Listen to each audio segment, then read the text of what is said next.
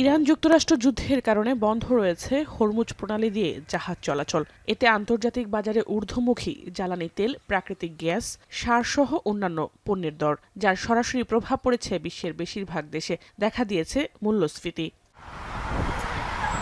মূল্যস্ফীতির হাত থেকে রক্ষা পায়নি যুক্তরাষ্ট্র। মার্কিন বাণিজ্য বিভাগের তথ্য মতে গেল এপ্রিলে দেশটির মূল্যস্ফীতি বেড়ে দাঁড়িয়েছে ৩.৮%, যা এক মাস আগেও ছিল ৩.৫%। এক মাসে মূল্যস্ফীতি বেড়েছে 0.04%। মূল্যস্ফীতি বাড়লেও বাড়েনি ব্যক্তি পর্যায়ের আয়। অপরদিকে ভোক্তার খরচের হারও ঊর্ধ্বমুখী। পরিস্থিতি সামাল দিতে অনেকে বাধ্য হচ্ছেন পরিবারের জরুরি সঞ্চয় ভাঙতে, অনেকে আবার ক্রেডিট কার্ড বা ঋণ সেবার উপর নির্ভর করছেন। গেল এপ্রিলে যুক্তরাষ্ট্রের বাসিন্দাদের গড় সঞ্চয়ের হার কমেছে প্রায় ২.৫%, যা ২০২২ সালের পর সর্বনিম্ন। অথচ চলতি বছরের শুরুতে ব্যক্তি পর্যায়ের সঞ্চয়ের হার ছিল ৪.৩%।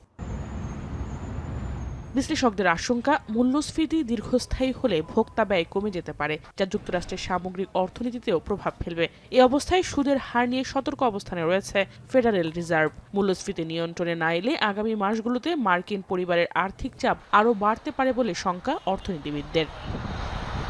জাহানারা ভুইয়া, এখন বিশ্ব। ৭২ ঘন্টা ময়েশ্চার লক সমৃদ্ধ লিলি বডি ওয়াশ, শিয়া বাটারের গুডনেস স্কিন রিপেয়ার করে রাখে।